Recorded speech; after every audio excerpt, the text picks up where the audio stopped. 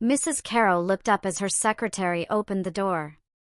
Mrs. Caro, the student scheduled for the 12 o'clock appointment, Selene Ember, has just arrived.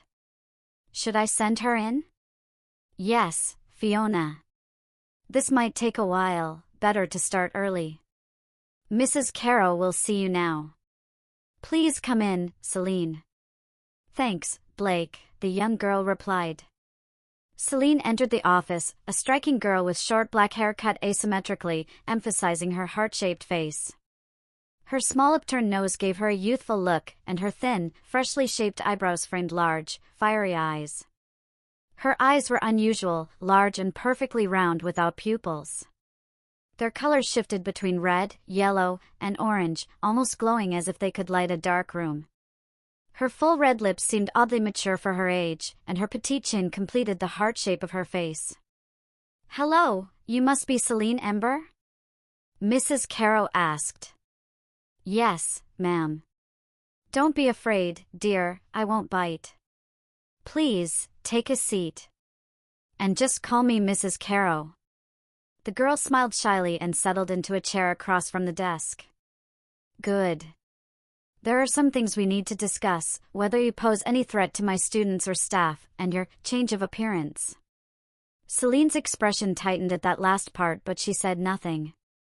Don't worry, you're not the only one with that kind of issue. There are other concerns too, but for now, I want to hear your story. I understand you were born in Germany and speak English? Yes, Mrs. Caro. I can't fully explain it, but since my change, I've been able to instantly grasp new languages and speak them without much effort, accents included. Impressive. That's not in your MID, but I heard you have an exceptional memory. Yeah, I just figured that out on the way here, listened to a French businessman on the plane, understood everything without studying it. Same with a Spanish couple and then English after landing in Berlin. How will you manage the guardian requirement? Every student here needs a legal guardian and the monthly fees, since you don't have a scholarship. I'd prefer my father isn't quite right, older brother, if you want to call it that, to explain. Your brother? If you don't mind, I can call him. Please do. The shadows cast by the ceiling lights gathered and shifted, forming a man in his late 20s. He had shoulder-length black hair, a trimmed beard, and eyes like Selene's. His presence made Mrs. Caro feel small and vulnerable. Selene, please excuse us for a moment, he said. Sure, she replied, then her body dissolved into shadows, leaving a black and red, pointed egg the size of a melon in the chair. Mrs. Caro stared, surprised. What is that? I heard she turned into something like a dragon but hasn't hatched. Good day, Mrs. Caro, the man said, shaking her hand. I'm Black Shadow, though you may call me the Ancient One. I'm responsible for Selene's change, if you want to call it that. We made a mutual pact, but I'll cover her expenses, preferably in diamonds, not gold. As you noticed, she hasn't hatched yet, but it shouldn't be much longer. You want to pay in diamonds? Yes. Over the last few 100,000 years, I've collected many. I prefer them, though they don't sing like gold. Sing? Yes, Mrs. Caro. Dragons hear the song of gold, a beautiful resonance that vibrates through us. Also, I'd like to be her guardian, if you don't mind. That should be fine. How can I contact you if something happens to your sister? No worries, I sense everything happening on campus. If needed, I'll be here, though probably not in my true form. That might cause too much of a scene for your school. I doubt anyone wants a volcanic eruption in Germany right now. That raises a question, dragons grow big. How large are you? Good question. I've been asleep for the last 20,000 years, so I might have grown a few feet. But judging by this building, even with just the outer walls and ceiling, I definitely wouldn't fit inside. So how big will Selene get? She hasn't hatched yet. Inside her egg, she's about 14 inches tall and 8 inches wide at most, he said, gesturing toward the egg beside him. Once she hatches, her body should be around 16 inches long with an 8-inch tail, about 24 inches total. Sitting on her hind legs, she'd stand roughly 14 inches tall. That shouldn't cause any problems. What about her growth after that? By the end of her first year, she should be about 6 feet long and 4 feet tall. By the second year, she'll be too big to fit in this room in her true form. When she reaches about 50 feet, her growth will slow down, and she'll need less food. But don't worry, we hunt for ourselves in our true bodies, we don't rely on prepared meals. So she'll need to hunt and have clearance for the woods around campus? At first, she won't need much, but eventually, yes.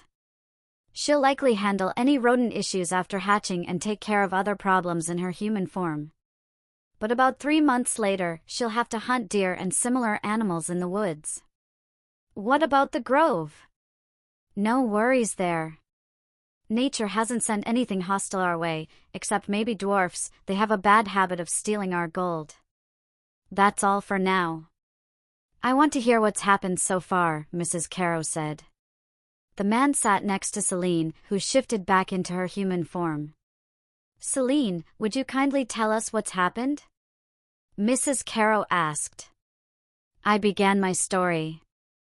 I suppose I should start at the beginning. As the student form says, my name is Siggi. I was born August 12, 1997, at Luckenbach Hospital, the nearest hospital to my hometown of Old Luckenbach. It's in the Eifel, an old volcanic region southwest of Cologne. There are about 17 residents, well, 16 now with me gone. I had only one friend my age, Owen. In December 2014, we were wandering through the forests around our town, as usual. Owen had discovered a cave a few days earlier when exploring alone while I was visiting family in Munich. He wanted to show it to me. I sighed. When we finally reached the cave, Owen teased me, saying I wouldn't have the courage to explore it. I couldn't let that slide. I'd always wanted to be an explorer, and this was my chance to prove I had the nerve. So I stepped inside, flashlight in hand, ready for the challenge. As I entered, I thought, he probably won't follow me. I walked deeper inside, hearing him shouting from outside that he was joking and asking me to come back. But I was too curious to see how far the cave extended. The rock formation suggested volcanic origins, and the tunnel wound deeper and deeper. After what felt like half an hour, I found myself in a cavern filled with stalagmites and stalactites. I carefully navigated around and beneath them, cautious none would fall and trap me.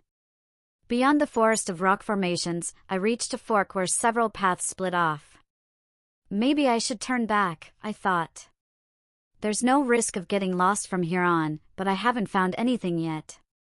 If I check one path and turn back at the next fork, I'll be fine. So I took the third tunnel on the right, which seemed to lead deeper into the mountain. I don't know how long I followed it, but eventually, I came to another fork. Great, I muttered. I decided to stick to my plan and turned around, retracing my steps. Or so I thought. Soon, I found myself in yet another cavern. Am I lost? I wondered. This passage seemed to lead upward, so I followed it, but it soon turned downward again. I was completely turned around. The cave was far too large, and I could feel fatigue creeping in. I sat down to gather my thoughts. That turned out to be a bad idea. As I sat listening to the drip of water echoing from the ceiling, my flashlight started to dim. Damn, running out of juice already? I stood up, legs trembling. Don't panic. Just don't. Of course, I couldn't stay calm. I started running through the maze I'd trapped myself in, the flashlight dimming with every step. If it died, I'd be stuck until Owen came with a rescue team. At the next fork, I turned left, and suddenly, the ground disappeared beneath me. Arg! I screamed as my stomach dropped, crashing into a wall that sloped steeply downward. I tumbled and rolled down the volcanic chute, hitting a few jagged rocks along the way until the funnel widened and I landed hard on a bigger rock. The breath knocked out of me as I slid down its smooth, warm surface. Wait, that's too warm and smooth for a normal rock. I tried to grip it, but it was slippery. I slipped off the side. If I'd fallen into lava, I was toast. Instead, I landed on smaller rocks a few yards below. Rocks scattered around me with a high-pitched ringing as they struck one another. What was that? It didn't sound like stone at all. Ouch, I muttered, opening my eyes. I'd shut them when I fell, and now I couldn't see my flashlight anywhere. My body ached, but thankfully, I wasn't broken, just lucky in a losing streak. No way I was getting out of this hole without any light. I leaned back against a rock and ran my hand over the ground.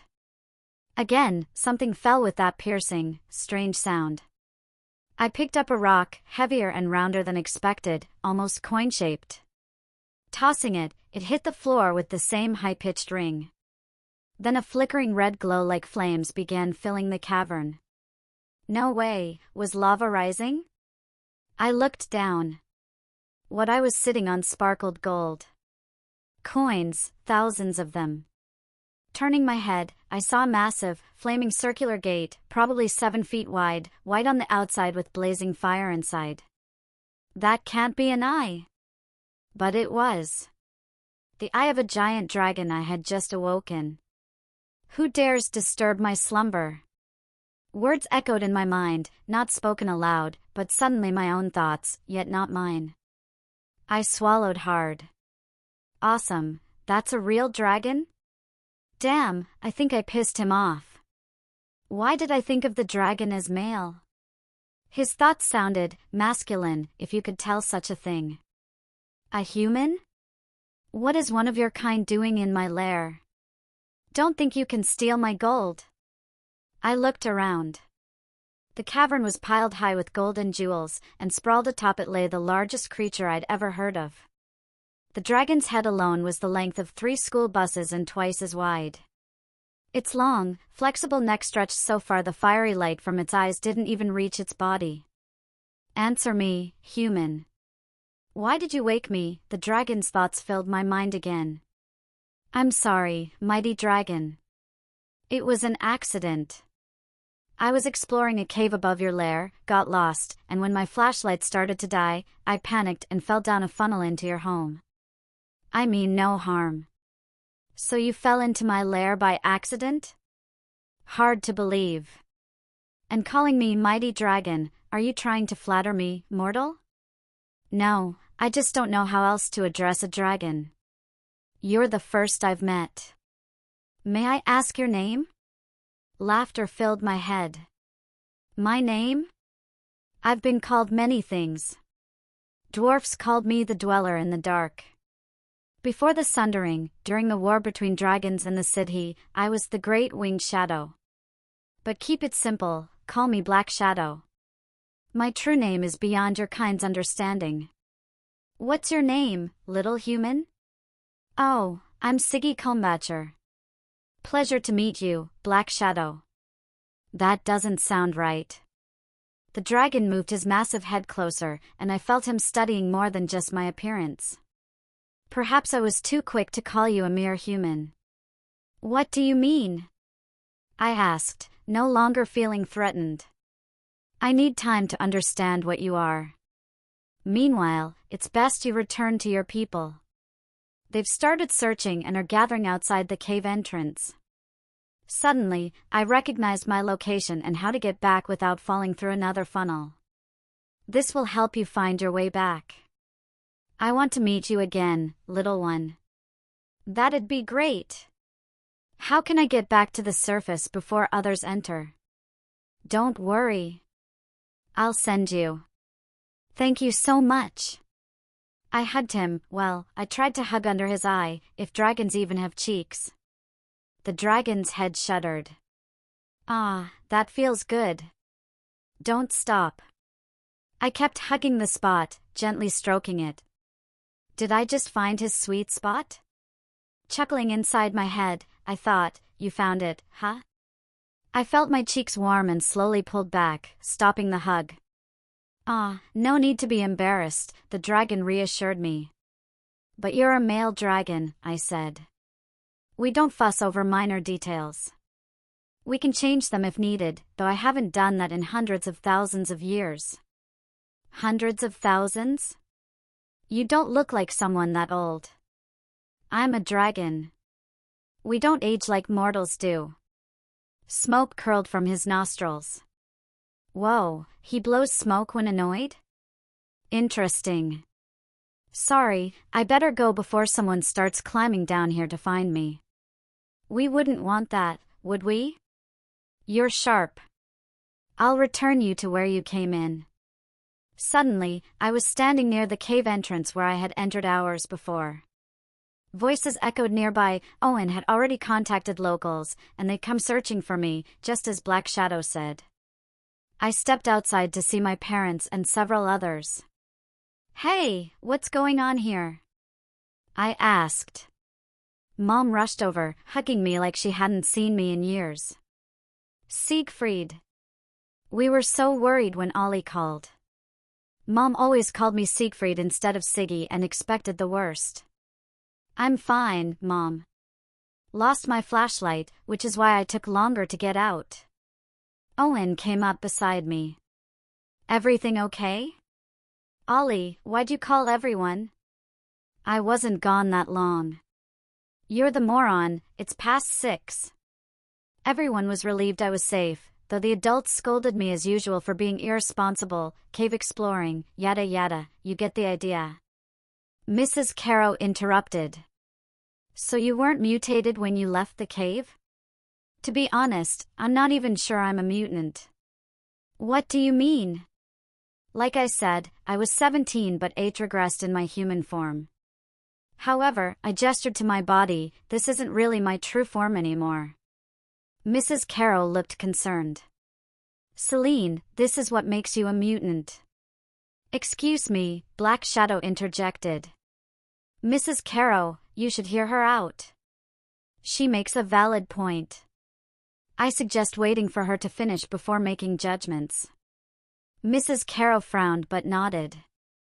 All right, Selene, please continue. What happened after you returned? Of course, I couldn't tell anyone I'd met a real dragon. Who'd believe me, a giant fire-breathing reptile sleeping beneath an inactive volcano near our village? I couldn't sleep that night. It was the last day before winter break.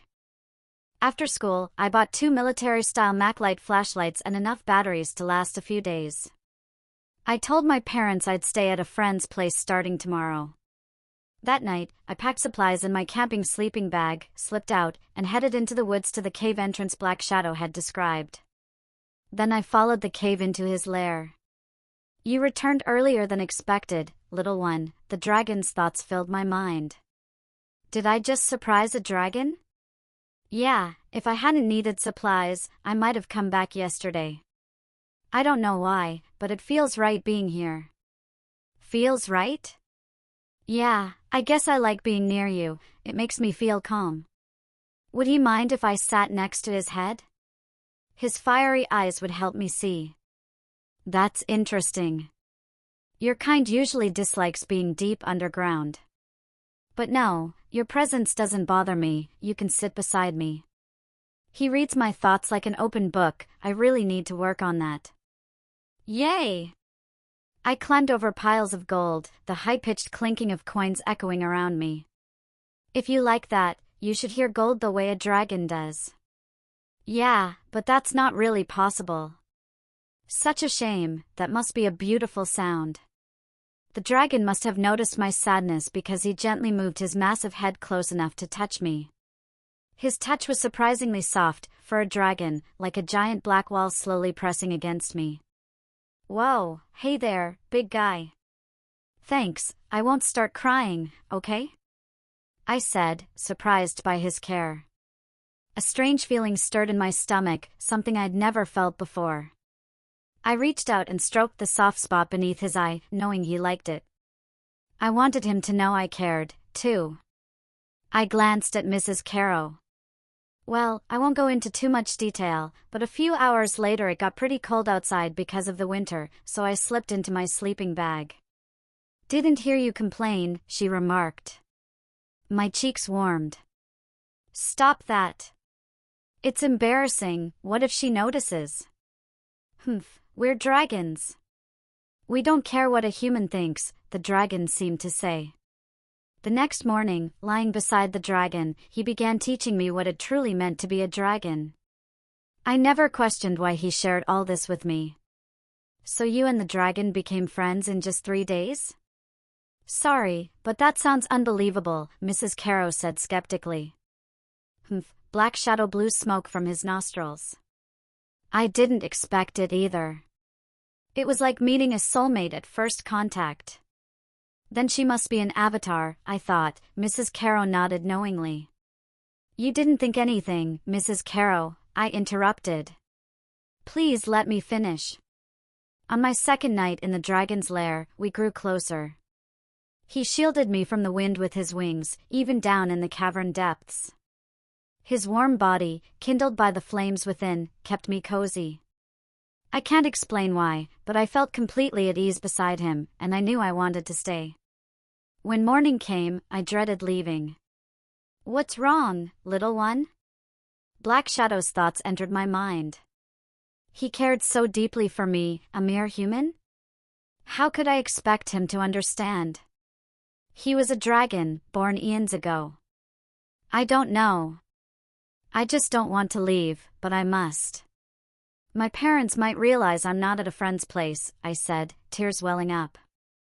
I looked up at him, majestic and powerful, the mightiest creature I could imagine, yet intelligent and caring for something mortal and brief-lived like me.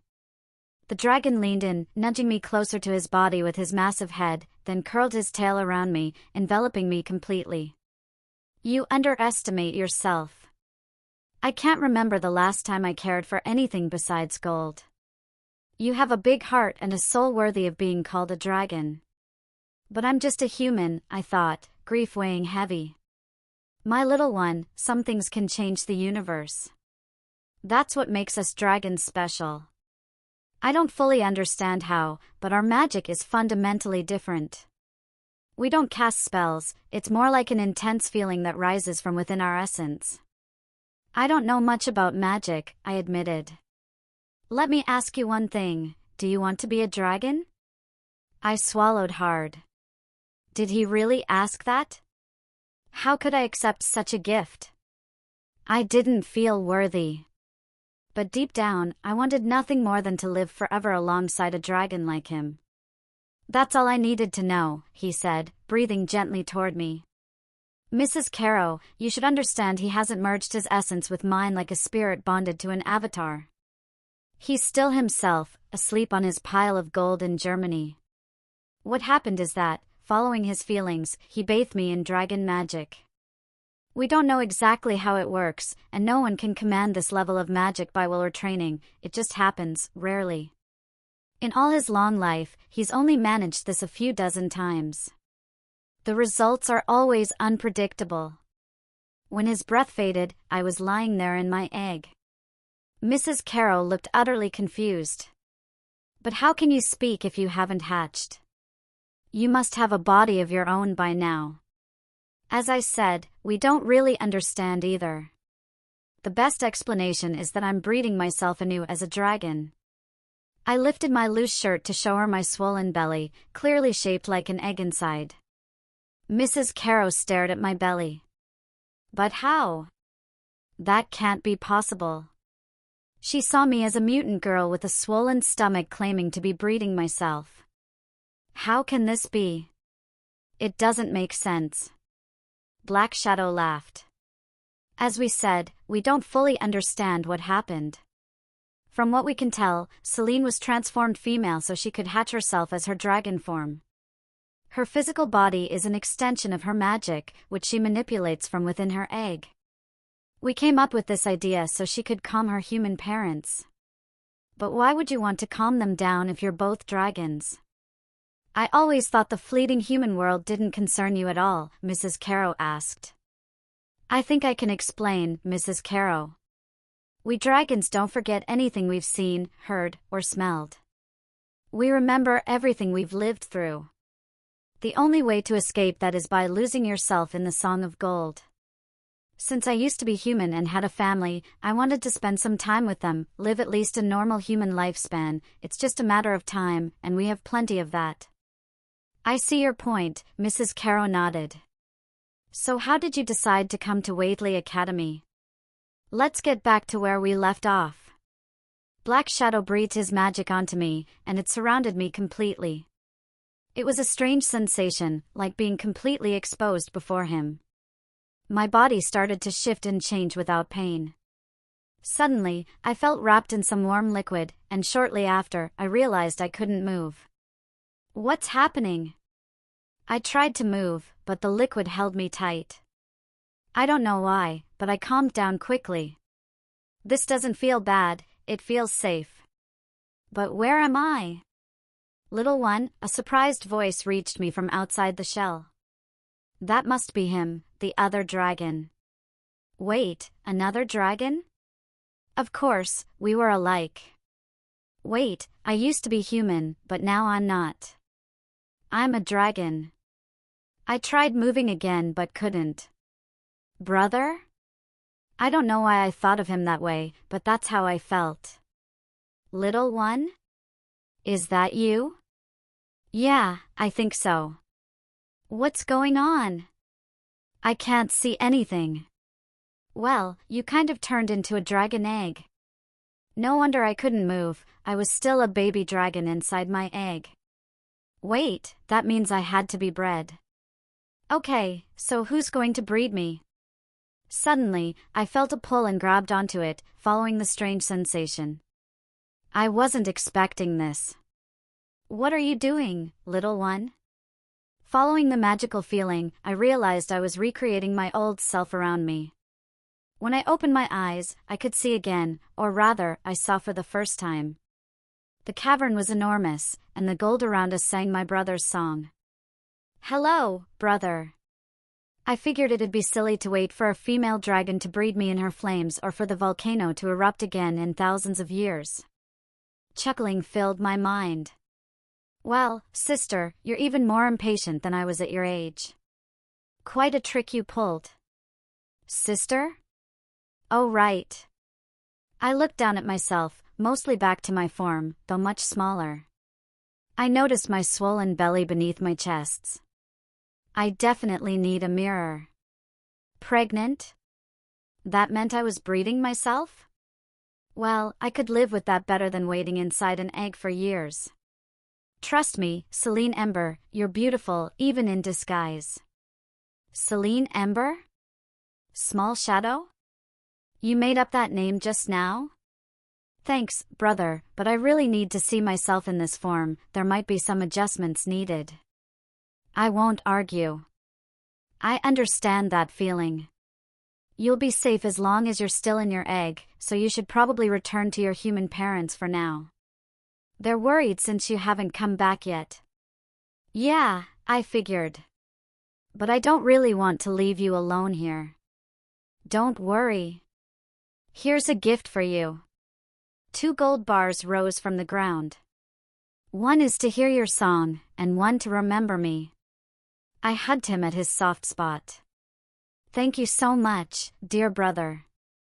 A tear rolled down my cheek. I'll go for now. We'll keep in touch? We will. I packed my belongings, stored the gold bars in my backpack, and started out of the cave. I no longer needed my flashlight, my eyes lit the way in the dark. About an hour later, I was faster and less tired. I reached the village where I used to live.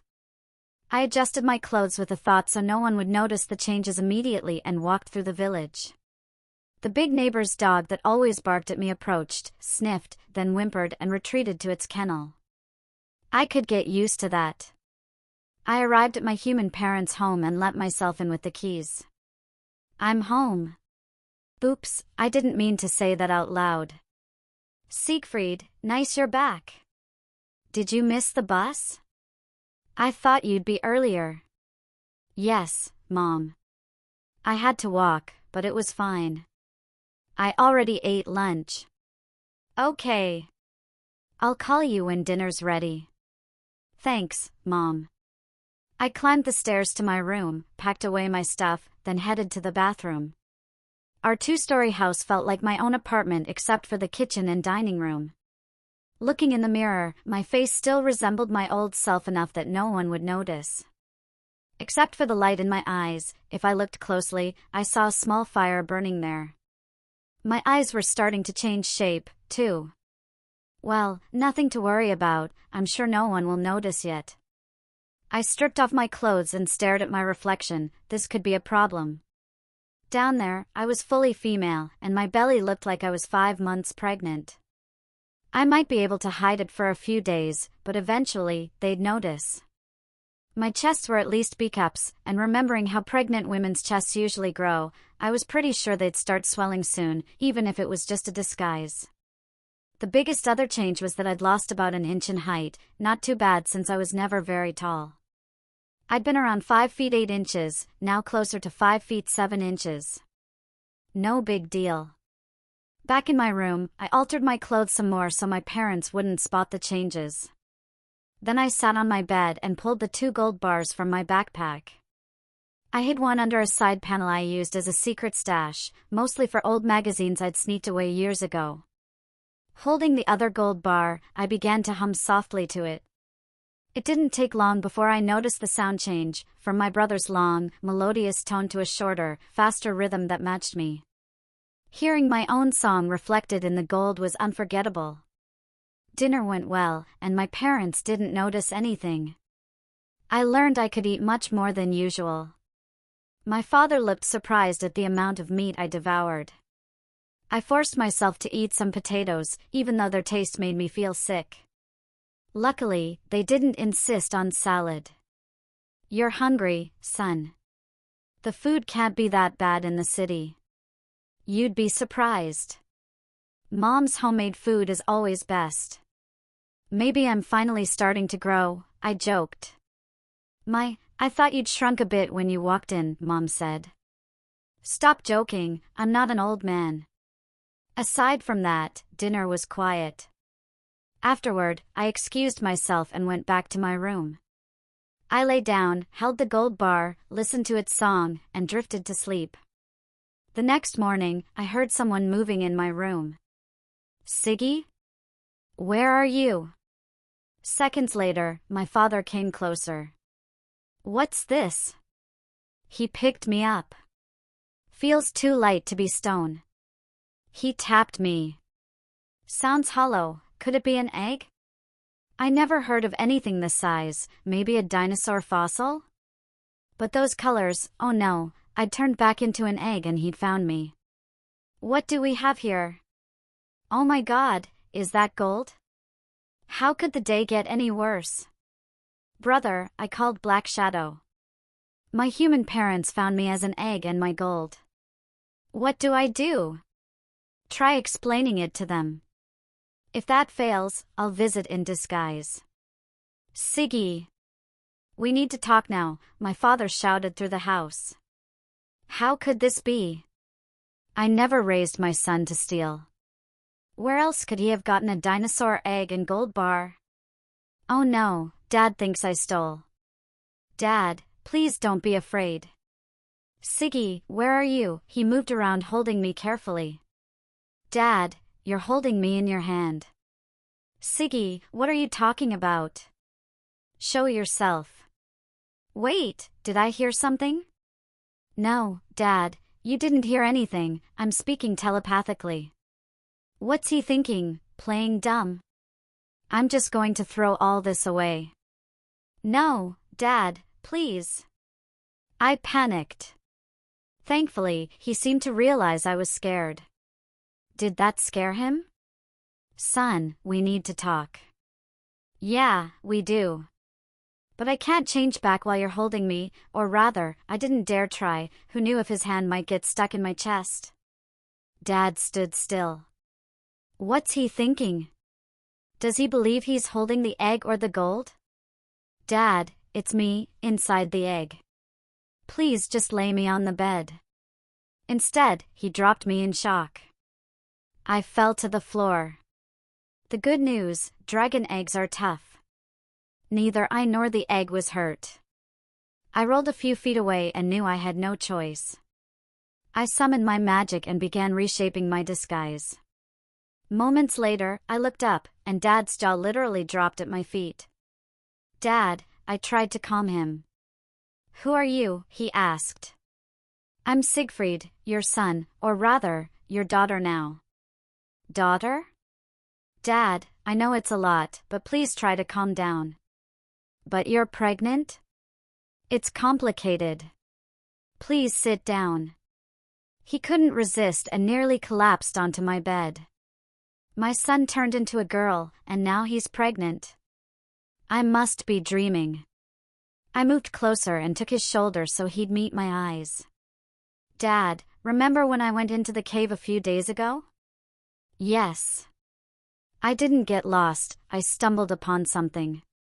"You mean the gold bar?" "Yes, that, but also a dragon." "A dragon?" "Yes, can you believe it? A real dragon." Somehow, we became friends.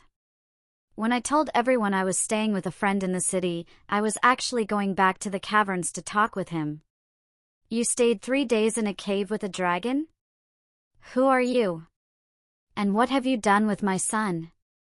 "Are you crazy?" my father yelled. I winced and shifted back into my egg. I felt like crying. Dad didn't even recognize me. It hurt deeply. Still, I understood his reaction. How could I expect him to understand? Until yesterday, I wouldn't have believed such a thing possible. I'd always dreamed of being a dragon. The stories I'd heard as a kid, the books I'd read, all spoke of their greatness. Now I was one myself, and the first thing I did was tear my family apart. Mrs. Caro interrupted, "That sounds rough on you and your parents.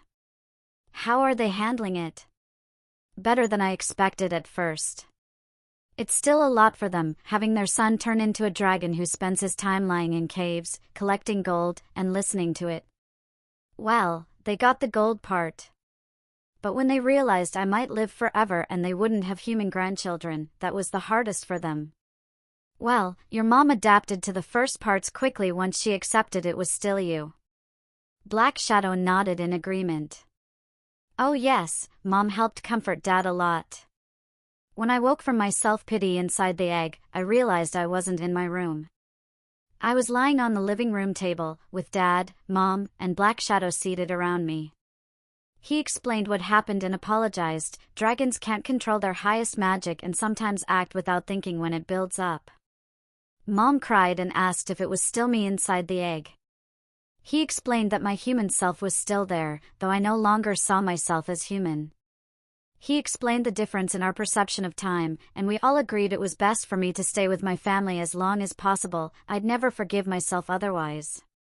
Hearing that, Mom picked me up and hugged me in her lap. Sniff. "Hello, Mom." "Siegfried?" "Yes, but I don't think Siegfried works anymore, you know, he used to slay dragons." "Oh dear, are you okay?" "It's him." I couldn't believe it, he hadn't changed, still quoting his books. "Yes, Mom.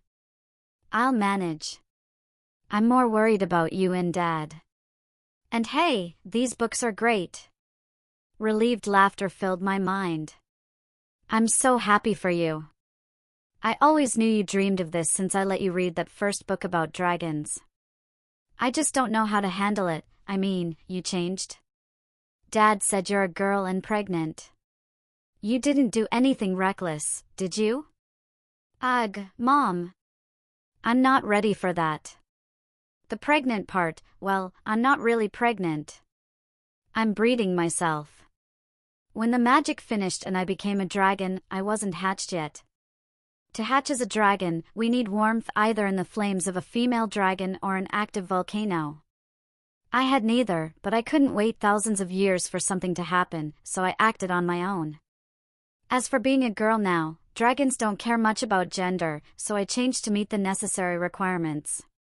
"You're unbelievable, less patient than your father." "Ha, my brother said the same when he was my age. Maybe it's the human part in me." "So, you don't consider yourself human anymore?" I felt her sadness. Mom, you and Dad are still my parents, you gave me life. But now? It seems I was meant to be a dragon. Otherwise, the magic couldn't have happened. The change shifted how I see things. I'm aware I'm only 17, but if I survive my youth, I'll live nearly forever. That changes your perspective. For now, I just want to stay close to you. I love you, my daughter. Mom, please call me Selene Ember, that's Danish for little shadow. Selene? I think I can live with that. Would you please put me down so I can change back to my human form? Sure, daughter. After laying me on the floor, I transformed into my female human appearance. Both Mom and Dad took deep breaths. Sigh, I know this is a shock, but I'll change much more in the next few months than just my gender or appearance. I sat beside my brother, smiling. Brother. Sister, he smiled back. Dad leaned back. So, you're a mutant now? Yeah, can you believe it? A real dragon. Somehow, we became friends. When I said I was visiting a friend in the city, I was actually going back to the caverns to talk with him. You stayed 3 days in a cave with a dragon? Who are you, and what have you done with my son? Are you insane? My father shouted. I winced and shifted back into my egg, feeling like crying. Dad didn't even recognize me, and that hurt deeply. Still, I understood his reaction. How could I expect him to understand? Until yesterday, I wouldn't have believed such a thing possible. I'd always dreamed of being a dragon, the stories and books I read spoke of their greatness.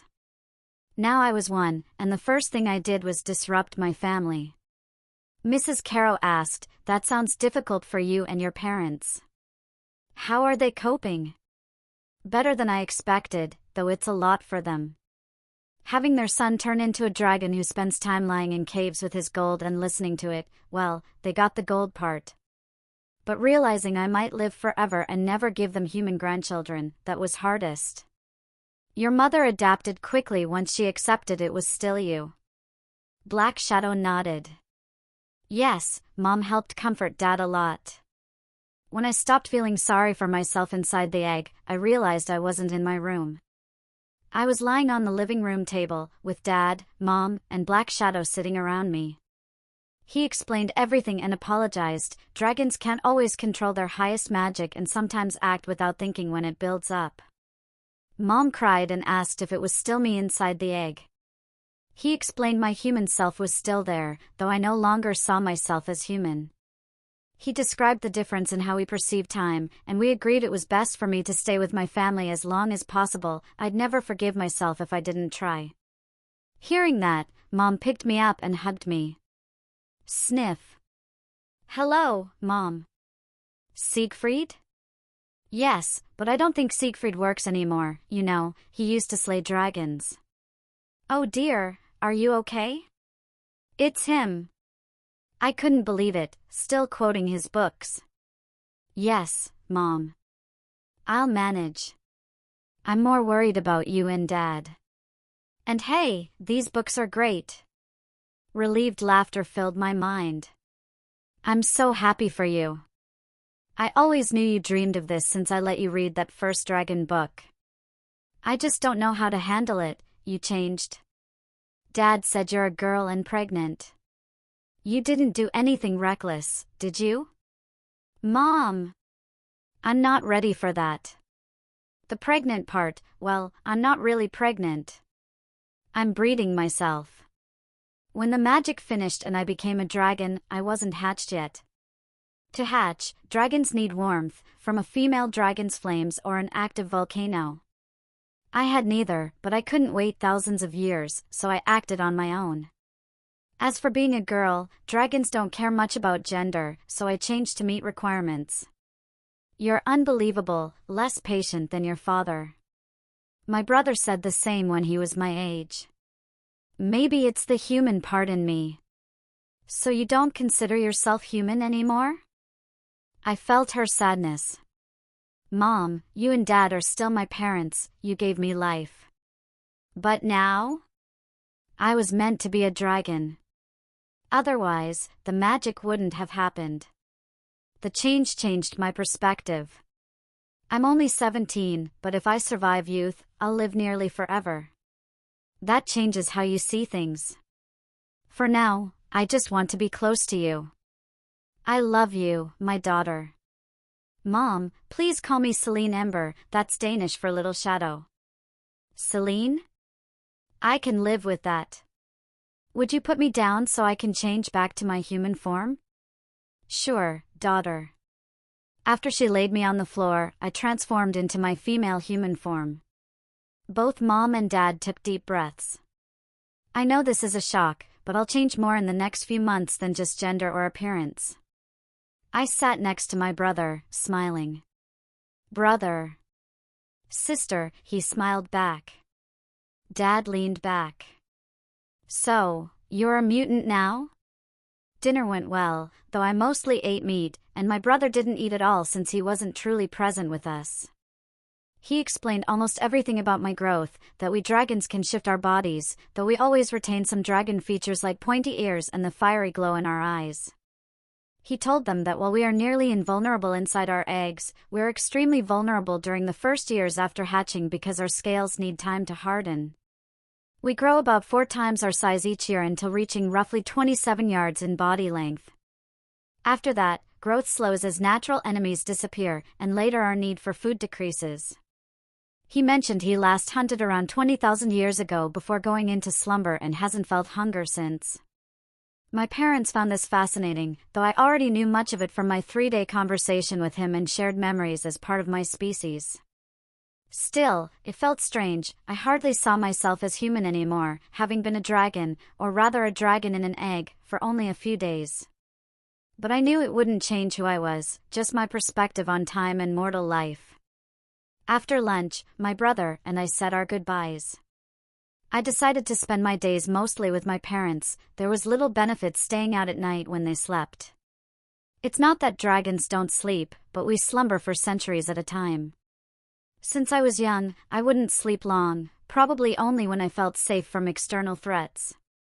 Then my brother told me we needed to make a quick visit before heading to the MCO. I transformed into my egg form. Using his magic, he transported us, and I realized we had left the old continent. He had covered my egg with a magical blanket from outside to protect me and held me gently like a baby in his left arm. We entered a room charged with powerful magic. He approached a young city girl.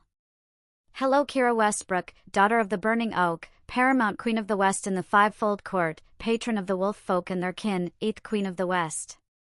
I come to ask your blessing on one of my kin, the first to be born after the sundering. The stunning young Siggi turned to him, then to me. Can this be? After all this time? She stepped closer as he lifted the blanket from me. An ancient dragon is to be born? She carefully lifted me from the blanket and held me high. Hello, young one. By the name Kira Westbrook, Queen of the West, I bless you and wish you the best for your future. Then she kissed my shell. Thank you, Kira Westbrook, Queen of the West. May your kin grow strong again, as before the inevitable. She returned me to my brother, who wrapped me back in the blanket. You can't imagine how happy I am. I never expected to perform this ritual again. The birth of an ancient dragon, given the weakened essence of the world, cannot be mere coincidence. You're wiser than your age suggests, young queen. If you need anything, call on me. He handed her a small gold coin. Her eyes widened. Thank you. If you'll excuse us, we have another appointment. My brother moved us again. Mrs. Carroll looked at us in disbelief. You met Kira Westbrook? Yes, Black Shadow said. That's why I chose this academy for Selene. She is precious to me and our kin. If the Queen of the West attends this school, it's fitting that a child of the North should too. Mrs. Carroll didn't look pleased. Is that your only reason for sending her here? No, but it made the decision easier. There are schools for mutants elsewhere, but yours is one of the few that won't try to manipulate students or exploit them. Also, she'll need as many friends as possible to help protect her. Many parties will want to use her power. That sounds dangerous. You have the Star Stalker, the Queen of the West, and a part goo, part less demon here. I don't think the danger is greater than having them around. What do you think? Mrs. Caro asked me. Mrs. Caro, I don't know. It's all new to me. I turned into a dragon, a girl, and I'd never heard of this academy until my brother told me. I'm still unhatched, but soon that will change, and I'll need all the protection I can get. Of course, I'd love to be with my brother and family, but he's right, I need friends. I can't risk living in Germany or putting my family in danger if someone tries to capture me. I don't want to be tricked into helping bad people, which would likely happen if I went to a less neutral school. Do you have an idea when you might hatch? Probably shortly after midnight, but I'm not certain. That's about 4 hours away. I'll make preparations so you can hatch safely. I'm sure many staff at the academy would like to witness the first dragon born on school grounds, if that's okay with you too. Yeah, sure. Go ahead. After Mrs. Caro finished making some calls, she leaned back and said, "Okay, that's done. Please continue. Weren't you about to meet the MCO?" "Oh yes, that's right. My brother used his magic, and we appeared inside the MCO office just as a lightning bolt struck outside, briefly illuminating the darkroom. It was around 6 in the evening, the ceiling lights were still dimmed. The MCO officer sitting behind his desk nearly toppled from surprise when we materialized. My brother moved calmly in front of the desk. "Hello, young human. I'd like to register one of my kin here so she doesn't get into trouble later." "Who are you?" the officer asked, stunned. "Forgive me, I forgot my manners. Please call me Black Shadow." "So, you want to register as mutants?" "No, that's not it. It's for our newest family member." He opened the magical blanket, revealing me to the officer. "What is that?" "This is Little Shadow, my little sister." "She's an egg?" "No, she hasn't reached the age to hatch yet." "So, what, is she a dinosaur mutant?" the officer asked skeptically. "Not exactly. She's a dragon." "And you expect me to believe you're one too?" "Don't mess with me. Mortal, don't try your games with me. I was born long before your species left the single-cell stage." His eyes glowed fiercely, and the room brightened as if lit by fire. "All right, calm down, Mr. Black Shadow. I'll call the lab to prepare her for power testing." The officer grabbed his desk phone and quickly dialed. "Dr. Meyer, this is Werner Trautmann at reception. We have an unscheduled request for an MID and power test on a new mutant." "That's unusual. Did they come on their own? What's their name?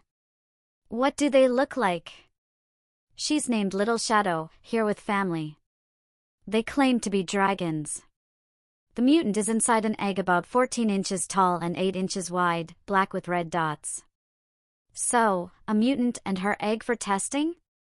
"No, doctor, she's still inside her egg. According to scanners, her brother appears to be a magical construct of unknown origin." "What are you even doing here? This doesn't make sense." "Send them in." "Yes, doctor." "Sorry, sending them in now. Please proceed through this door. The doctor will be with you shortly." Brother carried me through the door, which opened automatically and closed behind us. To our left was an empty waiting area, where we stood awaiting Dr. Meyer. Moments later, the doctor arrived, early 40s, with thinning black hair. He approached, murmuring, "Fascinating, fascinating." He was so deep in thought he almost bumped into my brother. "There you are. I must say, I'm interested." "What are you?" he asked bluntly. "I'm a dragon." No, we know that's not true. You're some kind of magical projection." But how do you hold that egg in your arms? Let me explain. This physical form is a projection of my mind. I'm a dragon. I don't know why you have to be so stubborn. We know you're a human who manifested this unusual form.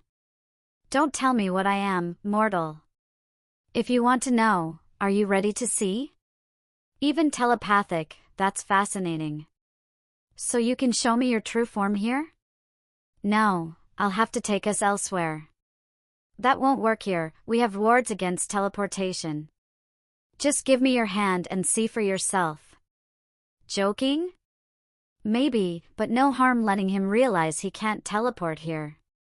Skeptically, Dr. Meyer reached for my brother's hand.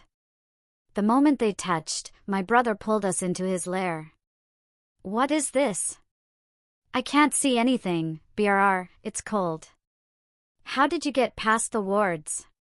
Loud laughter filled Dr. Meyer's mind. Tremble in fear, mortal. My brother opened his mouth and eyes, flames rising from his throat. The cavern glowed red, revealing his massive body. Dr. Meyer paled, even beneath the red glow. Impossible, no mutant this big could exist unnoticed. Then he saw the mountains of gold and diamonds beneath him. This is a lair. My brother teleported us back to the corridor. Do you understand now, mortal? But why let your sister register for an MID and be known to humans? I don't understand. She's the first of our kind born in a human body. Unlike your mutants, she had no powers or genetic differences from other human females. It was her soul that wasn't human. When I learned this, my magic took control and transformed her into a chrysalis. Since then, she's been in her egg, waiting to hatch at the right age. That's all I'll tell you about dragons. Since she was once human, it's your decision whether to consider her a mutant. This is a precedent. I suggest we perform MID and power testing until HQ decides whether to classify her as mutant or dragon. That's a wise decision. He gently laid me on the floor, and I formed my body from the shadows. Hello, Dr. Meyer. He stumbled back in surprise. But I thought you hadn't hatched yet. True, I haven't. But he also said I used to be human, and we dragons tend to be impatient. Believe me, nothing's more boring than sitting inside your egg, just watching and listening to everything around you. Dr. Meyer composed himself. I don't think I'll ever get used to this. So your name is Little Shadow? Please follow me. I trailed behind him to the lab when suddenly a squad of armed officers burst into the room. Dr. Meyer? When? How? Calm down, everyone. Don't do anything reckless, you don't want to make him angry, the squad chief warned, eyeing my brother. Dr. Meyer, I expect an explanation. Where were you when he breached the wards? How did he even manage that? Dr. Meyer nodded. Where were we? I'd describe it as a cavern underground, full of treasures, and a giant fire-breathing lizard as big as this building, if not bigger. Regarding the wards, I think he outsmarted them with his magic. He's apparently older than we imagined. Now, back to work. We have tests to run, Dr. Meyer said, annoyed. Ready for some fun? He asked me. Sigh. Let's get it over with. The test started simple. They set up cameras and devices I'd never seen, beginning with me shifting between my egg and human form. They ran standard scans, X-rays, MRI, CT, like at a hospital. I was freaked out seeing my egg inside my human body. They couldn't detect what was inside the egg, but that didn't worry me. While I was in my egg, Dr. Meyer moved me out of the MRI and toward the next machine. How do I ask her if it's okay to test this? He muttered. Well, you just did, my brother replied. Dr. Meyer dropped me in surprise, and I rolled across the floor.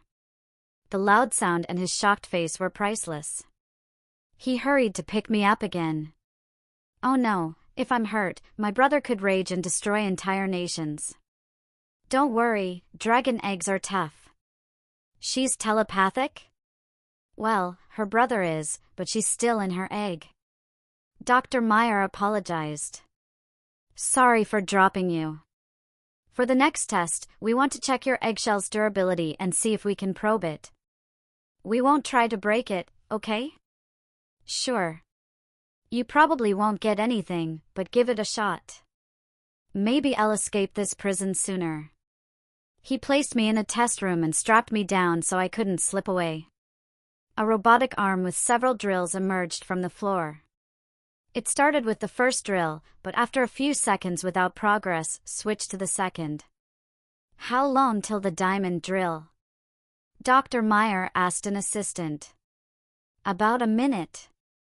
We're at exemplar 5, possibly going to 6. If she gets higher, she might have a telekinetic shell, but there's no sign yet. Could it be magic? The eggshell seems to contain more essence than anything else we've seen. Could be. I'd rate its essence level as 6. Think it could be higher? That's the problem, we can't say. The line between 6 and 7 isn't clear. From a math perspective, X would be better to represent unknown power levels. Maybe we can find a formula for it. Looks like the diamond drill's ready. Wow, it doesn't work. What's that shell made of? If you'd seen her brother, you wouldn't be surprised. Next, laser? Nah, diamond drills work better without a telekinetic shell. We'll use the plasma torch. I felt warmth as the plasma torch started working on the shell. Surprisingly, it felt comfortable. It's not working. We're just heating the outer shell. How's the temperature inside? About 8,000 degrees Fahrenheit at the core and 105 degrees Fahrenheit near the surface, unchanged. Stop the test. This won't yield results. Minutes later, Dr. Meyer picked me up. All good in there? Yeah, the plasma torch was actually quite pleasant. Dragons, he shook his head in resignation. We ran a few more tests, and the officer explained they were trying to measure how much magical essence I was absorbing from my surroundings.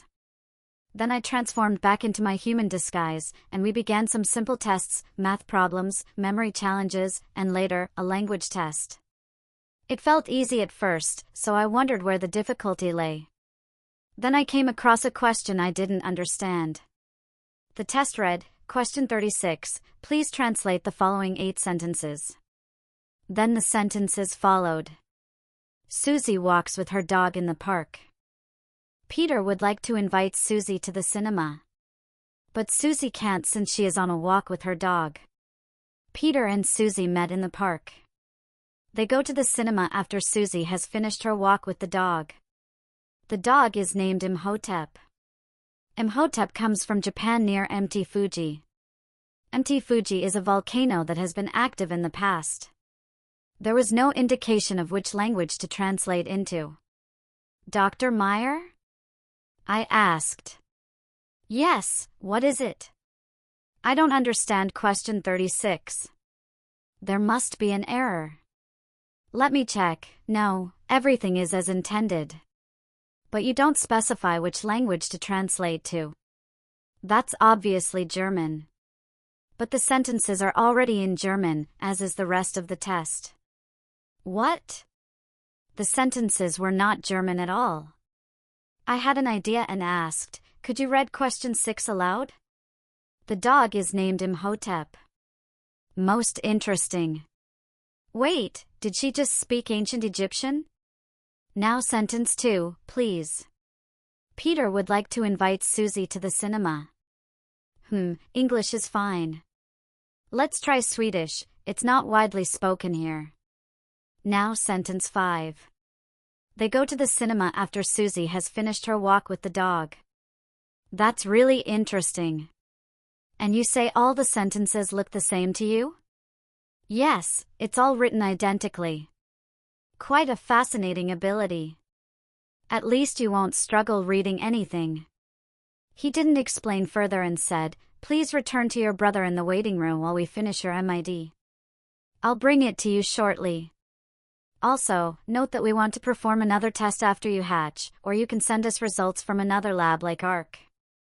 I walked back to my brother and turned into my egg form so he could hold me. After a while, Dr. Meyer came to the waiting room and handed my brother my MID. Please remember to carry this with you in public so you can identify yourself. Tell him I understand, my brother said. She asked me to tell you she understands. Okay, have a safe trip back to your lair. Dr. Meyer looked exhausted. I guess he had to attend numerous meetings to explain why he allowed me to leave. Back at the lair, I changed back to my human form and examined the MID. Mid, .15.4647.01. Code name, Little Shadow. Appearance, black egg with red dots during testing. Description, young pregnant Caucasian woman with black short hair, approximately 14 years old, with round, intermittently glowing eyes. Exemplar 3, in human form, capable of lifting up to 300 pounds. In egg form, unable to scratch the surface, scales harder than diamond and highly heat resistant. Regeneration, untested due to inability to harm physical body, egg. Magic capacity 4 to 5, high essence stored in egg, high gathering rate, possibly reduced due to unhatched status. Telepathy 2, functions only in direct contact as mind reader and sender, expected to gain range after hatching. Exemplar asterisk, mental capacity above average. Little Shadow can read and likely speak all tested languages. She stated they all looked the same, hinting at a passive trait of her magic. Exhibits eidetic memory and early signs of danger sense. Note, Little Shadow may not be a mutant as typically defined. According to her brother, she is a dragon by nature and formed as expected. Her lifespan appears endless, only external threats can end it. Due to their longevity, dragons show little interest in politics or human society, merely accepting humans as the current dominant species without engaging in conflicts. Note 2, stories about dragons' love for gold appear true. Little Shadow's brother's lair contains hundreds of tons of gold coins, bars, trinkets, diamonds, and other jewelry. He slept on his treasure for over 20,000 years. His age is unknown, but he claims to be older than mankind. His massive head measures about the length of 2 to 3 school buses and comprises roughly 15% of his total body length, excluding a tail about a third of his length. Due to his size, he likely cannot fly by physical strength alone and employs unknown magic for flight. Mrs. Caro appeared lost in thought, so I paused. Mrs. Caro? Are you all right? Yes, sorry, Selene. I was just thinking. I glanced at the clock, 11:45 p.m. I knew it was time to prepare. Mrs. Caro, we should get started. She looked between me and the clock. Right, we need to head to the labs. Brother interjected, Mrs. Caro, if you could ease security, I can handle the rest. I want a few others present, and once they arrive, I may not have time to deal with all your wards here. Mrs. Caro looked surprised. You're saying you can teleport inside and outside the school? Of course. Your wards are better than those at the MCO in Cologne, but they have many loopholes. Compared to the wards from when the city ruled, these are mere toys. Okay, I'll inform security there may be an alarm. She grabbed the phone and quickly dialed. This is Mrs. Caro. Could you please alert security? They might detect an incoming portal in the next few minutes. We're expecting guests for a hatching party. Hatching party? Believe it or not, this is the first dragon hatching on campus in hundreds of thousands of years. Got it. I'll notify everyone immediately. Great. So, who's invited? Obviously, her human parents, they're already informed and waiting at the portal. Also, the young Queen of the West, Kira Westbrook, and anyone she chooses. That would be Team Kimba, maybe Sarah Waite too. Brother raised his eyebrows. Gothmog's offspring? Yes, that's her. Oh, they're already gathered? That makes things easier. Which lab do we need to move into? Lab S, the biggest one. We might draw quite a crowd. Lab staff are already setting up cameras and scanners. All right, here I go. Brother opened his magic portal, reaching out in several directions at once. Moments later, we stood inside Lab S. I spotted my parents. They looked a bit unsettled, which was understandable after being magically transported across the planet. Whoa, that was something, said a girl with spiky blue-gray hair, long ears, and cat-like eyes.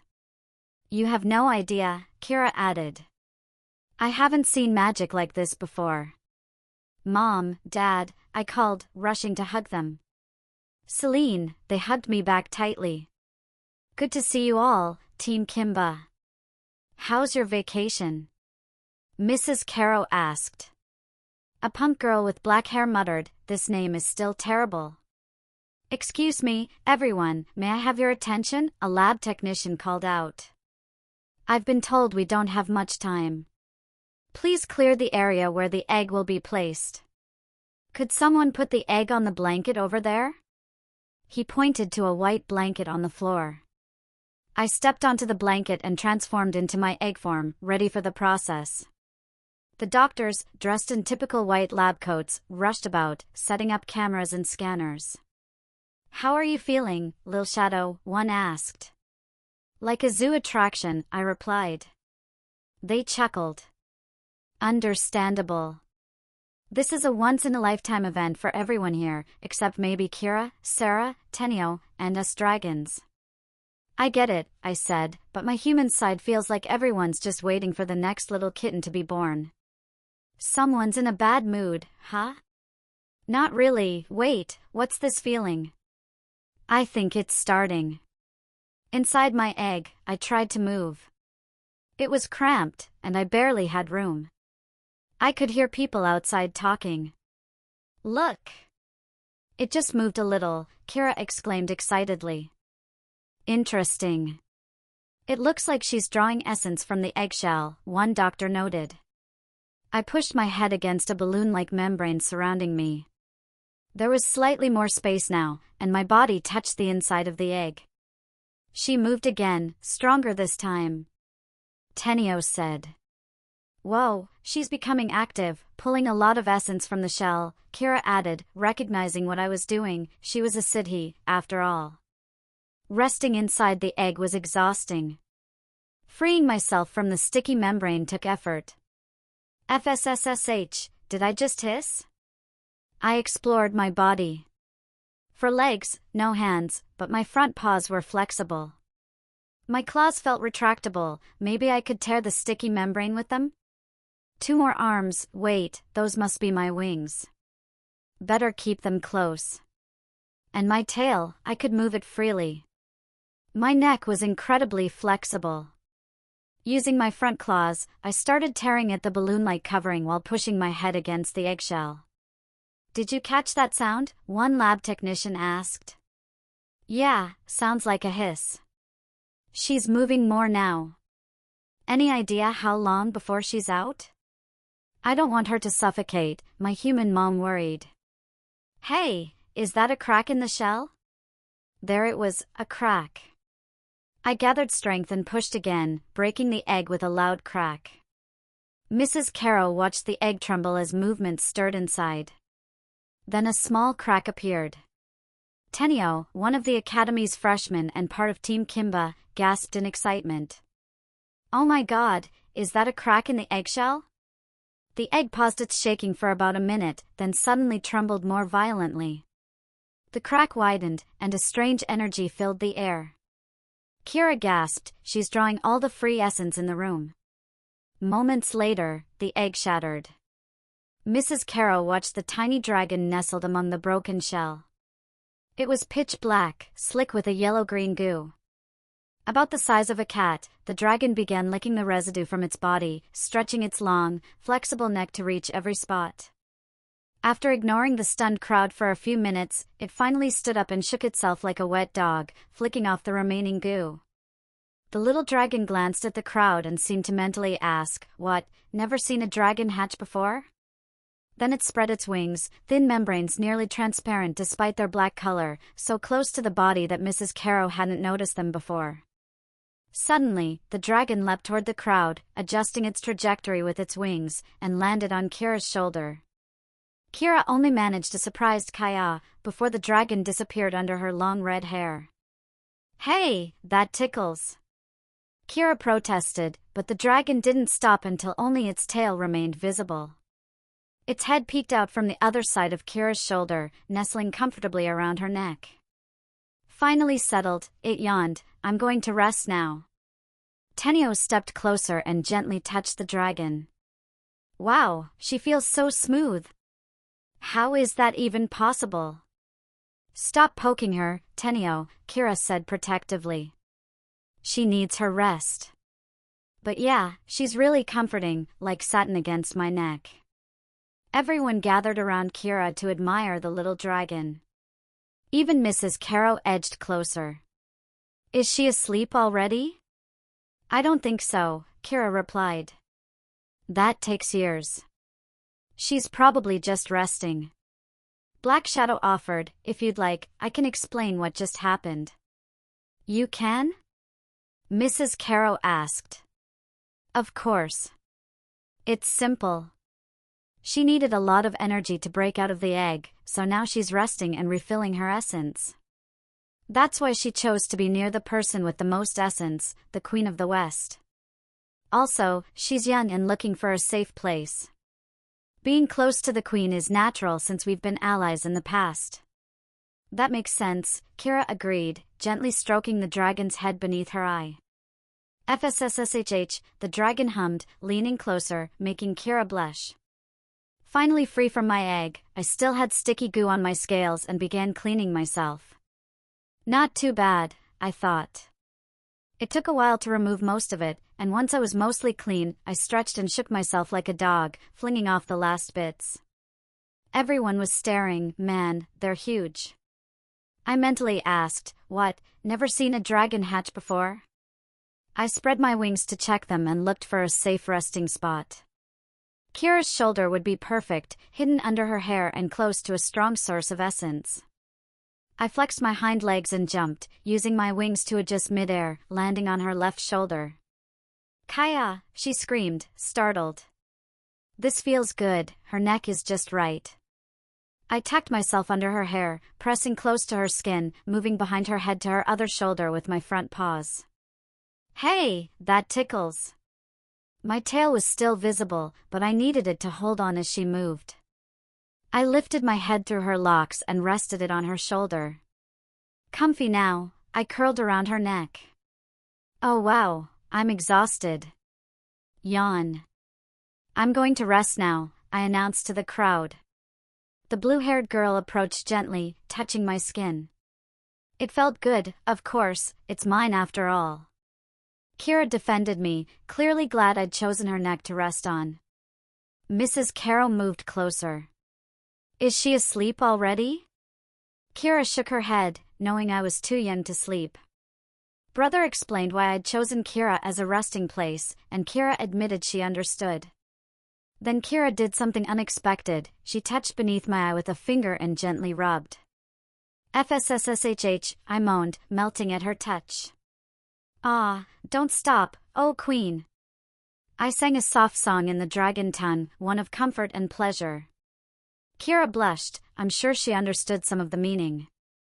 Mrs. Caro mentioned wanting to finish our conversation and asked if she could join us since I'd decided Kira was my resting place. I barely noticed, lost in Kira's caress. As we followed Mrs. Caro out of the lab, something else was with us in the hallway. I stopped humming, and Kira halted too. "What's wrong?" she asked. I moved to her right shoulder, scanning the hallway. There it was, a small prey crouching in the corner. Mrs. Caro paused and looked back at me. "Selene, is something." She didn't finish as I leapt toward the prey, covering about 20 yards in a single bound. The prey spotted me and fled, but I adjusted midair, landing on it and pinning it with my right claw on its hairless tail.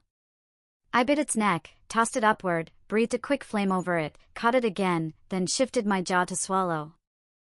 Holding my neck straight, I used my muscles to move it down into my belly. After finishing my hunt, I turned back to Kira and Mrs. Caro, letting out a burp that sent a small flame flickering from my mouth. Did she just eat what I think she did? Kira asked. I'm pretty sure it was a rat. A big one. A rat? Well, it tasted good, small but tasty. Did I really eat a rat? Yeah, I did, but honestly, I didn't care. I was still hungry and wouldn't pass up another chance to eat. I moved back to Kira, not by jumping this time, and she lifted me onto her shoulder. I settled into my usual spot. Thanks, Kira. Don't mention it, Selene, she said, caressing my sweet spot again. FSSHH.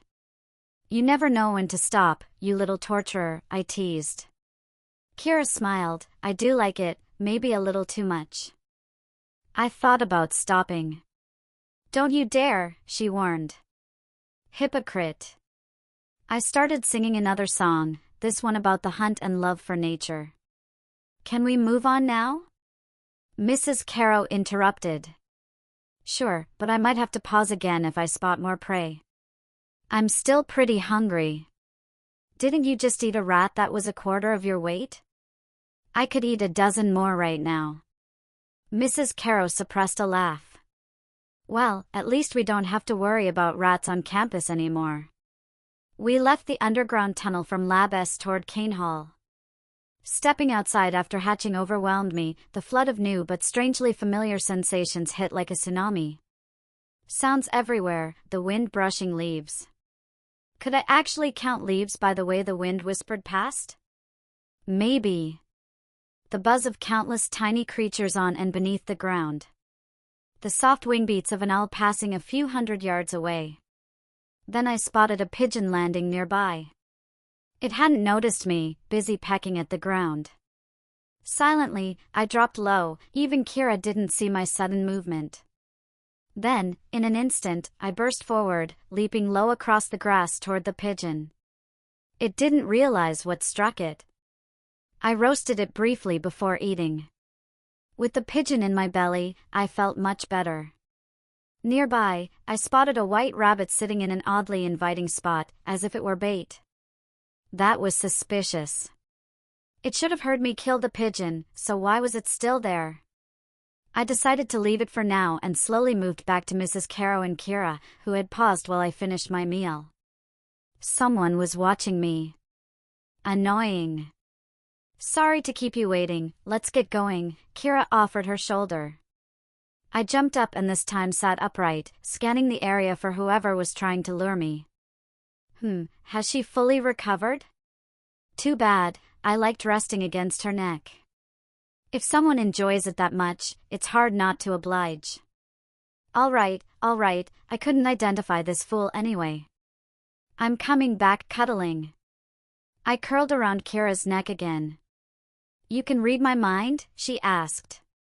Only through physical contact, and only the surface, words you form or surprises that catch you off guard. Brother can do it over long distances, but he's older than me. No kidding. I remember him, the black one who fought alongside us. Not as big as Oolong, but more intimidating.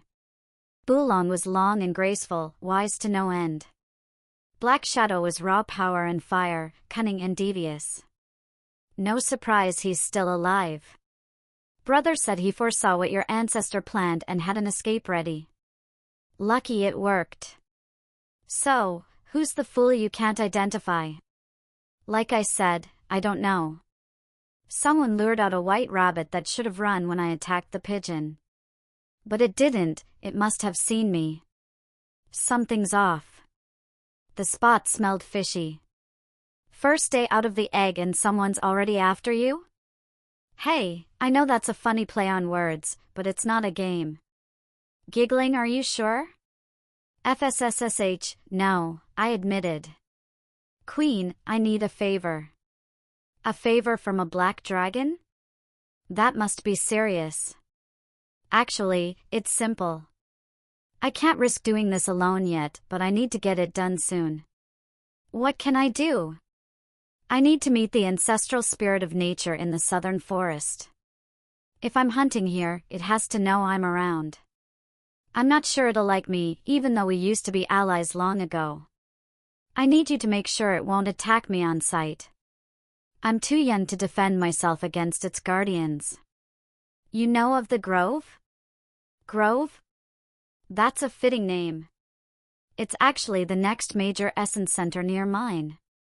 Is that why I see all these ley lines connected to you? Because your nature is magic? You're as sharp as your mother, no doubt you'll be a great queen someday. How can you remember my mother? She lived millions of years before you. It's strange. It feels like I'm recalling memories that aren't mine, a shared pool all dragons access. It's more impressions than facts, but your mother was known to be strong-willed, ruthless, and sharp as a whip. We entered Schuster Hall, and Kira paused. Wow, telepathic talking is quick. FSSHH. Yeah, it's fast. Miss Westbrook? Sorry, Mrs. Caro, got a little distracted. We headed toward Mrs. Caro's office. Fiona Blake, her secretary, widened her eyes when she spotted me peeking through Kira's red hair. Is that her? FSSH, I exhaled smoke through my nose. Yeah, it's me. Hi, Blake. Oh my gosh, she's adorable. Hearing someone call me cute sparked something inside me. Of course I knew I was cute, but hearing it from someone else? I had to show off. I jumped out from Kira's hair and landed on the table, spreading my wings proudly. Mrs. Caro caught on. Oh dear, someone's feeling vain. Kira tried not to laugh. She was right, but hey, even a human could see how cute I was. Blake stroked my neck. How are your scales so soft? Are you sure you're not covered in feathers? Of course. I'm a dragon, not a bird. Humans always try to explain what they don't understand. I jumped back onto Kira, hiding under her red locks again. Shall we move to my office? Mrs. Caro suggested. Kira followed, with me perched on her shoulder. We sat down. Mrs. Caro made some notes before turning to look at me, or maybe Kira, it was hard to tell. So, you stopped at the MCO about 6 months ago? Yeah, between Christmas and New Year. After leaving the MCO office in Cologne, brother transported us to his lair. Nothing much happened, we talked a bit, then listened to his gold. I stayed with my parents for New Year's, sleeping inside my egg by the lit chimney. When the new year came, I had to explain everything to Owen. Hey Owen! I called as he walked ahead, unaware of me. He turned with a raised eyebrow, confused. Of course, he didn't recognize me. Hi cutie, who are you? How come I don't remember a cute girl like you? Cute girl? Did he just try to flirt? I'm Selene Ember. Stupid, I should have said I was Siggi. But I wasn't anymore. Selene's unusual. You're not from around here? It's complicated. He waited as I caught up. He hadn't noticed my pointed ears or unusual eyes. I used to be from here. I hoped you'd recognize me, that would make this easier. So I'm supposed to know you? Sorry, I'm lost. Owen, it's me. Siggi. Yeah, right. How much did he pay you for this joke? Owen, it's real. Something happened. Then he noticed something odd about my appearance. What's with the baggy clothes? You're in good shape, why hide your beauty? I looked up, he used to be taller when I was a boy, but now I had to look up to him. Owen, look at me. He did. Okay, you look a bit like Siggi, but you're clearly a girl. What's this joke supposed to achieve? Then his eyes widened. Your eyes, they glow. He moved my hair aside to see my ear. Are you a mutant? If it's easier, you can call me that. It's complicated. You're telling me you're Siggi, now a girl with glowing eyes and pointy ears? Anything else I should know? I lifted my shirt to reveal my swollen belly. Okay, you must be Siggi. This story's too crazy to make up. Only Siggi would be dumb enough to get pregnant days after turning into a girl. Hey, Owen, I didn't get pregnant. I told you, it's complicated. Sure. There's no way you're already 5 or 6 months along, you were a boy last week. So what happened? What's complicated? Remember how I was always into dragons? Yeah, how could I forget? When you were 13, all you talked about were dragons and how cool they were. It was pretty annoying. Honestly, I'm surprised we stayed friends after that year. Well, it turns out my fascination with dragons wasn't just youthful obsession. My soul is actually a dragon's. Come on, next you'll tell me you actually turned into one. Not yet. It's complicated. Want to come over? It's too cold to explain here. He followed me home. When I opened the door, I called, Mom, Dad, I'm home, and Owen's with me. Mom responded, Hey Ollie, want something to drink? You really got Siggi's parents involved in this prank? Told you, Selene, he'd think you're pulling a prank. Dad, he followed me. That's just because he wants to know more about the only girl of appropriate age in town. I looked at Owen, his face was red as a tomato. Humans, I sighed. Come on, Owen, I'll show you my room. We went upstairs and I settled on my bed. Ready? So you're going to turn into a dragon now? Kind of. Sure, go ahead, he rolled his eyes. When I transformed into my egg form, his eyes nearly popped out. He scanned the room for hidden cameras. Siggi? Selene? Then he looked inside my drawer. Okay, what's going on here? He sat beside me. I know I'll regret this, but I'll play along, for now. He picked up the egg to inspect it. Hey, don't drop me, I said, nearly falling, but he held on. Who was that? That was me, you moron. Siggi? Did I just hear something? It's Selene now, I changed gender. I'm pretty sure I didn't hear a sound. How could I hear her? That's telepathy. Yes, I can read your mind a little, like what you're thinking right now holding me. That's creepy. Can you turn back, please? At least then I can look at you better. You pervert. Fine, put me down. I shifted back into my human form. Owen, stop leering at me with those lustful eyes. I may be a girl now, but I'm still your friend Siggi. He looked down, blushing. Sorry, I can't help it. You look exotic. So why change gender if you're not happy? It's not that I'm unhappy. Turning into a dragon changed how I see things. It's hard to explain, but I don't care about gender anymore. My brother, the dragon who helped me transform, was male, so instinctively I became female. It also helps with breeding. Practical, if unusual, at the time. You mean you changed gender on a whim during transformation? That's crazy. Maybe. I'd have thought so before, but now it feels natural. It's annoying sometimes to think like a human. That's weird. So you don't see yourself as human anymore? Of course not. I'm basically immortal unless killed. I probably can't understand that, I'm human. Selene, right? Why tell me all this? It's a big deal.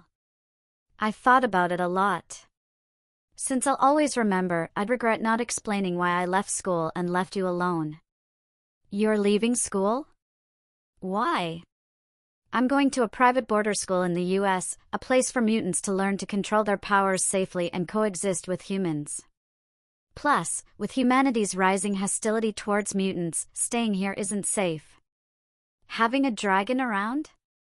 That's like painting a target on my back. There are dragon hunters? I'd rather not find out. Probably smart. I laughed, and Owen joined in. Yeah, probably. So, private boarder school? Yeah. Will you come back for vacations? I think so. Can't leave brother alone in his cavern, he's been isolated for 20,000 years. Good to hear. Can't wait to see your sexy chick-ass once you've hatched. What? You little, I told myself to calm down. He's just being his usual self around girls. Kind of flattering. What, you little? You liked that, didn't you? Heat rose in my cheeks. No. Ha! You're blushing like a cherry. How is that even possible? I jerked back into my egg form, feeling an unexpected sting. I wasn't troubled by being female, that part didn't bother me, but something inside whispered I should care. I wasn't used to how people acted around me. Owen's little flirtation, maybe meant to lighten the mood, only confused and unsettled me, sending my thoughts in directions I wasn't ready to explore. We weren't even the same species. What was he thinking? Still, he tried to hit on me. I knew dragons had lived alongside other species for long stretches in the past, but those were lifespans spanning thousands of years. Being with a Siggi made sense, you had time. Humans, though, they turned to dust as soon as your back was turned. It wasn't their fault, how could they understand what it meant to lose someone precious yet live forever carrying that pain? By the time I calmed down, Owen had already left. Their time was precious, after all, they couldn't waste it waiting for me to settle. That was fine. He'd apologized for being a jerk, at least he knew when he'd said something wrong. I slipped back into my human guise and went downstairs to spend time with my family before sleeping by the chimney, asking my human father to light a fire so I'd stay warm.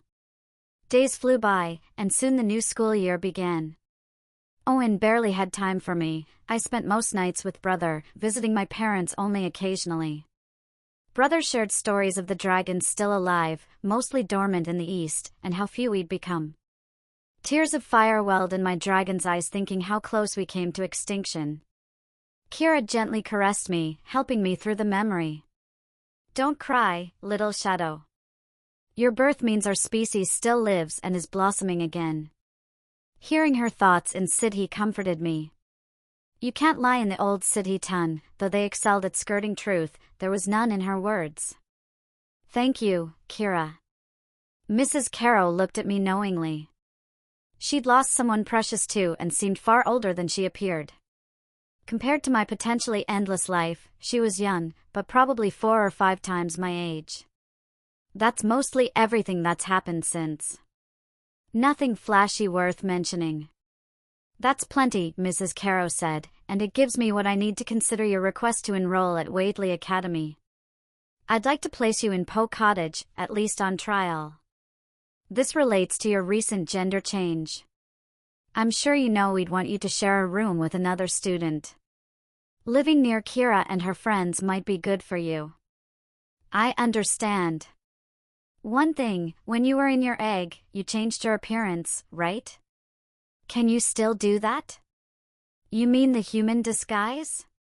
Yeah, but now it'll be different. I have a real body to change, not just shadows shaped by imagination. Would you try it now? I jumped from Kira's shoulder to a chair and sat. Concentrating, I shifted my form, something I hadn't done this way before. My body itched and twitched as it twisted and transformed. When finished, I had a human body, still female, immediately clear by my balance. Something was off. Both Mrs. Caro and Kira stared in awe. Wow, she looks amazing, Kira said. Indeed, it'll be harder to hide that she's not human, Mrs. Caro nodded. What? Do I look strange? I need a mirror. What did they mean by hiding the fact I wasn't human? We could pass you off as another Siggi, you look more like them than a human. Yeah, probably the only option. No human has skin that perfect. You're joking. I don't think many sissies do, Kira admitted. Hey, I need a mirror. Kira smiled. Of course, here you go, and pulled a hand mirror from a magical pocket, handing it to me.